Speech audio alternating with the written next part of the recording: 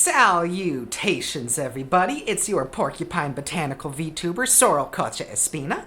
Today, I'm going to teach you about riparian forests.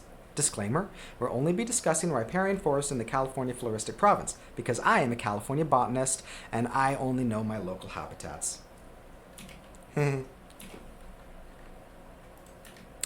Like my picture here? I made it myself with clip art. But anyways, first things first, what is a riparian forest? Well, it's exactly how it sounds. A type of forest that grows along the edge of a waterway. Think streams, lakes, rivers, canals, marshes, etc., etc., etc. The biggest factor is this habitat has seasonal flooding and unusually cold temperatures compared to the surrounding areas. The species that live here have adapted to this unique climate and form a rich array of biodiversity that can't really be found in many other places. Let's look at some of the plants you might find here.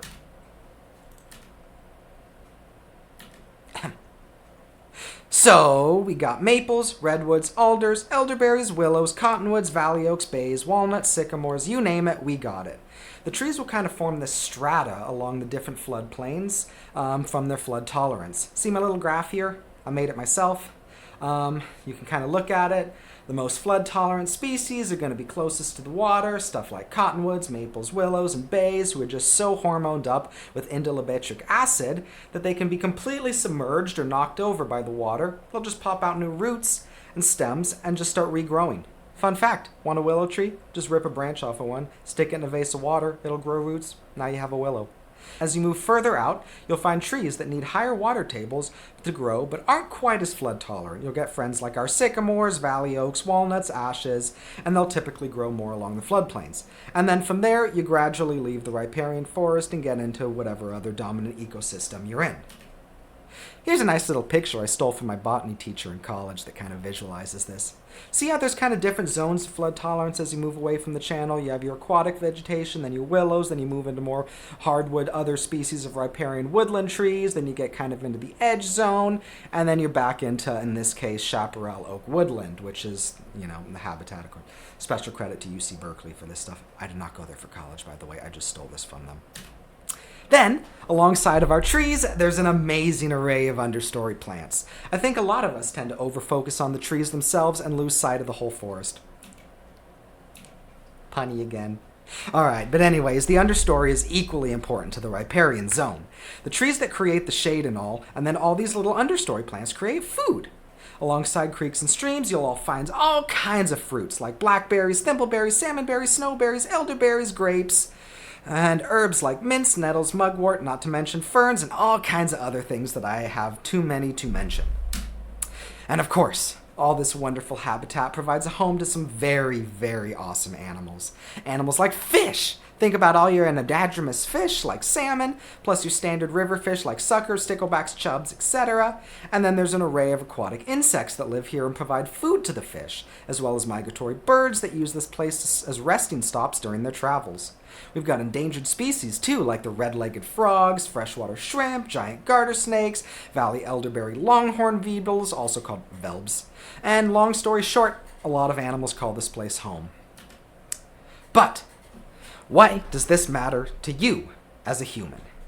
Now, although personally, I think we should love nature for nature's sake, some people are a little more androcentric.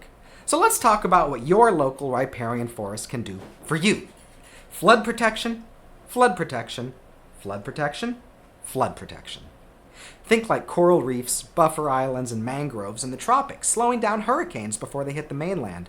The trees and plants along the river slow down the stream and hold back the flooding to a manageable rate, plus that sweet, sweet aquifer recharge. These riparian forests form the perfect self-sustaining natural buffer between the cold, rushing rivers of death and the family farm. Way better than any crappy levee could do it. The roots also hold the banks in place so the river doesn't start eroding. And these plants are sucking up all the water, taking toxins and pollutants that might flow downstream into your neighbor's town's water supply. Anyone who lives in a rural agriculture area knows that bad excess nitrogen in the water can be, pretty bad. Nobody wants blue baby syndrome, and your local willow tree is on the task to protect your families from that. Thank you, local willow trees. Now, enough talking. Let's actually go look at some.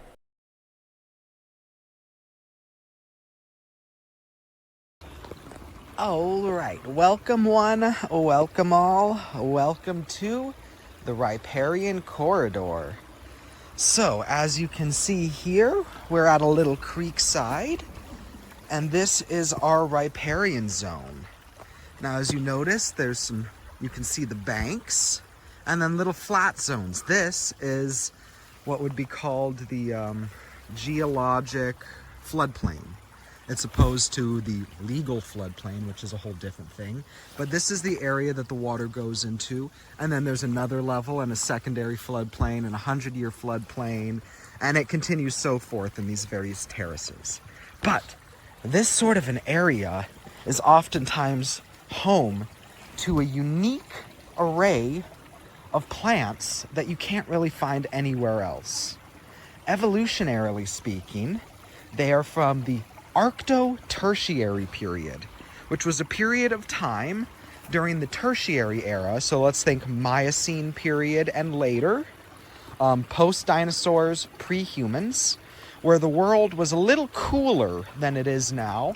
And so many of these trees adapted to have a more tolerance of colder weather. For example, you can see our common species that we look around. We've got a bay tree right here laying over. Above us, we have Acer macrofolium, a big leaf maple that's just starting to leaf out. This is a very common species of riparian tree.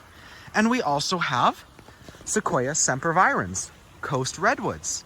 Now you may think, well, hold on a second, redwoods aren't a riparian tree, but they can be. In certain locations, for example, the southern edge of the redwood's habitat, we often don't get enough rainfall for them to grow everywhere, so they'll tend to hug canyons and valleys, usually along creek beds in the southern end of their range, just to get enough water. Now here in California, many of our species are adapted to be drought tolerant.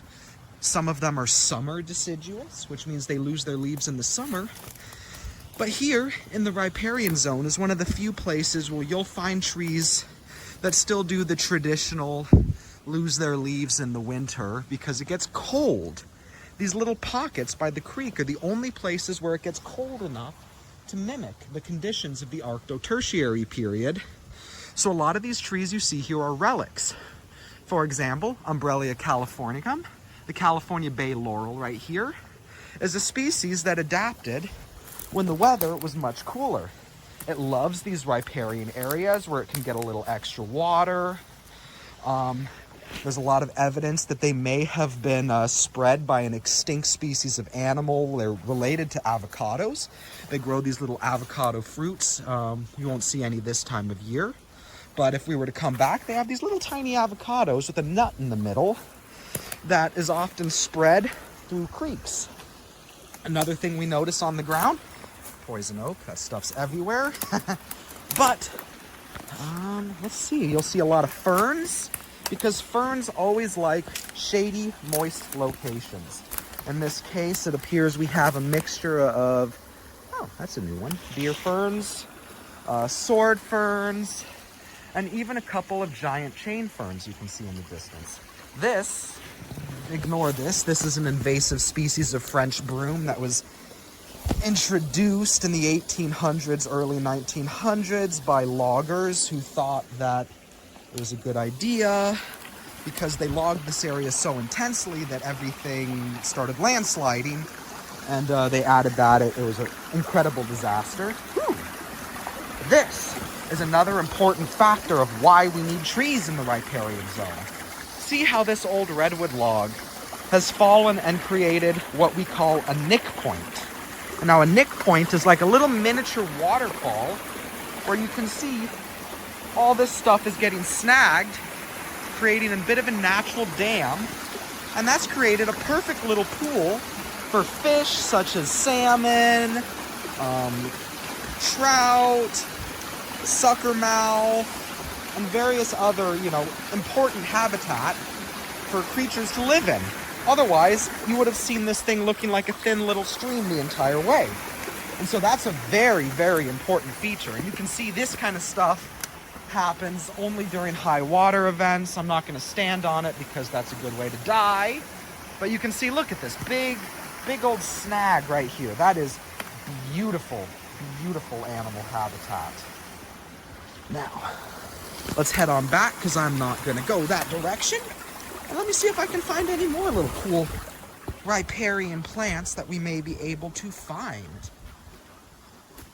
You can kind of see the way that the bays will grow along the bank, and this is actually incredibly important because all of these trees are providing strong root stabilization through their roots, allowing this bank to stay. Otherwise, this thing would keep channeling and cutting and just getting ugly. And here's another beautiful little nick point that's been created by some logs kind of washed out and a little bit of a natural rock geography change.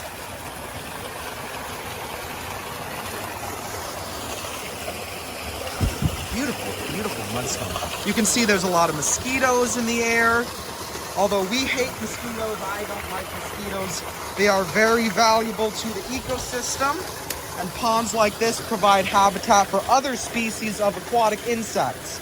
Caddis flies, black flies, soldier flies, dragonflies, damselflies, you name it.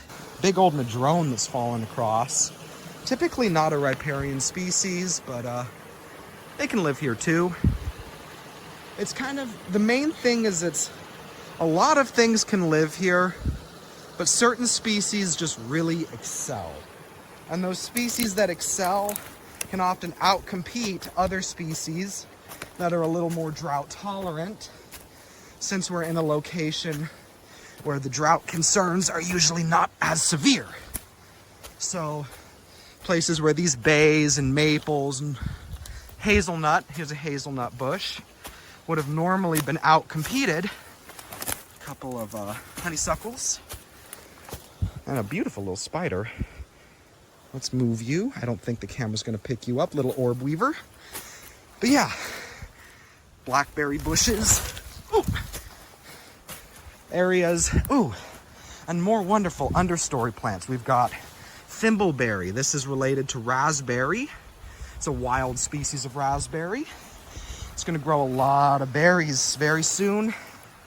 And this is just critical, absolutely critical food for a lot of birds, a lot of mammals. Seeds are edible. Blackberries are going to form berries soon. Thimbleberries are going to form berries soon. Oftentimes you'll find a lot of other species out here, such as alders, which also have an edible seed. Miner's lettuce is enjoying the shade. You can eat that. Name has recently been changed to Rura, though, in honor of the Rumantash Ohlone people, I believe, which is a language group. We've also got some wild roses that like to grow in here. They take advantage of this riparian and shade. Wild rose forms rose hips. You can eat the rose hips. Another very valuable source for our birds, our native mammals, habitat and food for lots and lots and lots of animals. And then of course our redwoods. You can see there's a little bit of wild mint. Oh, look at that. It's a wild orchid. Another orchid.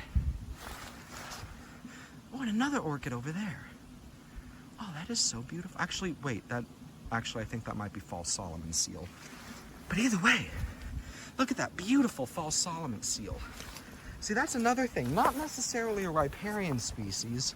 This is more of a forest understory, but this is a bit of a mixed riparian and just general forest habitat. So you're going to see a bit of a mix.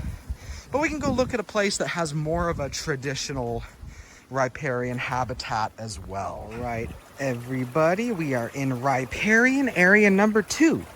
This is a bit more of a traditional riparian zone, not so heavily forested and canopy covered like the last one, and that's because we are closer to the coast. And there are, as you can see, maybe just one, not very many redwoods here.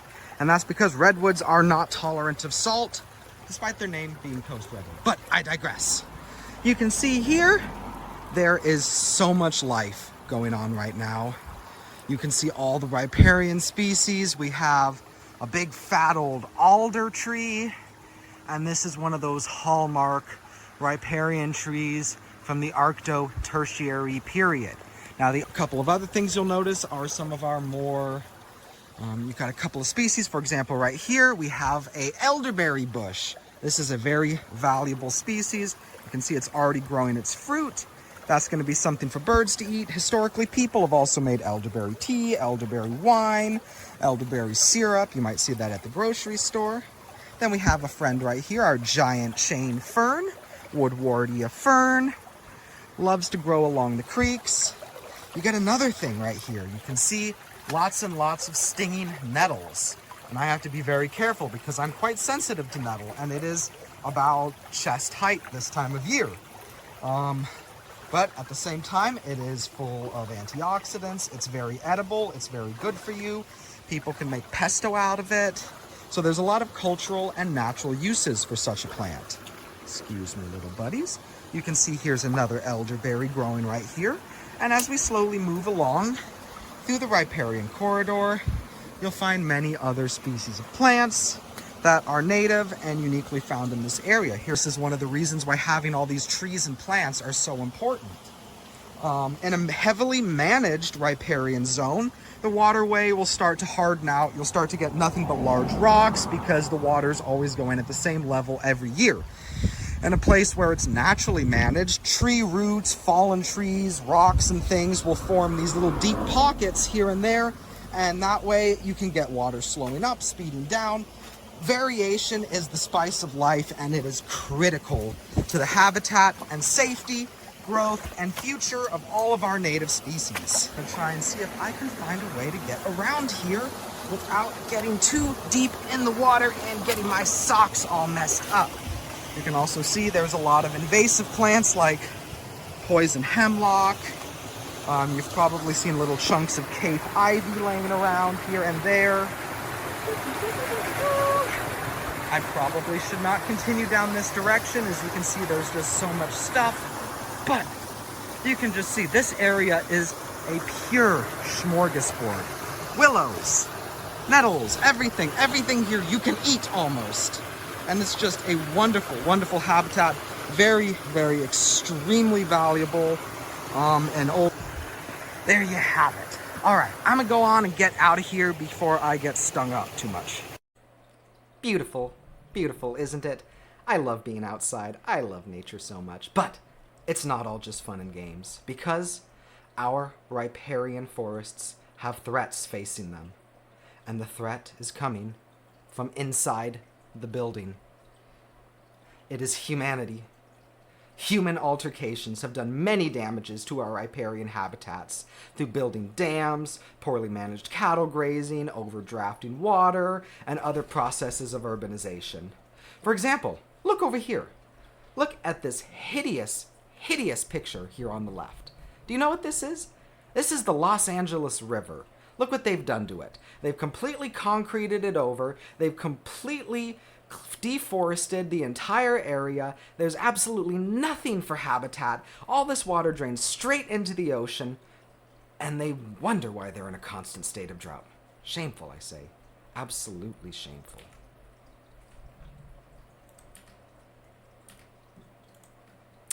And here is a little bit more example of that dam process and punny, but how dams work. You can see in a natural free-flowing river, there's lots of places for the water to speed up, slow down, turbidity, elements, the temperature stays a little more consistent, and nutrients are constantly moving in the right direction.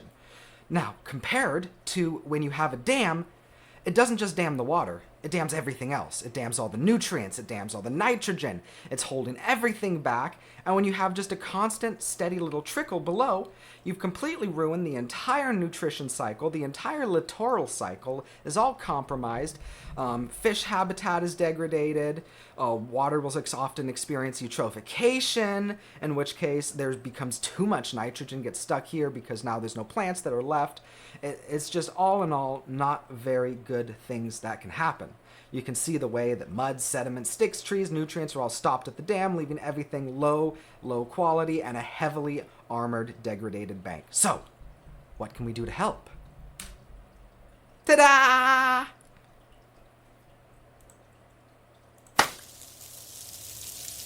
Riparian buffer zones! It can't be that easy, you say? No, it's that easy. It's that simple.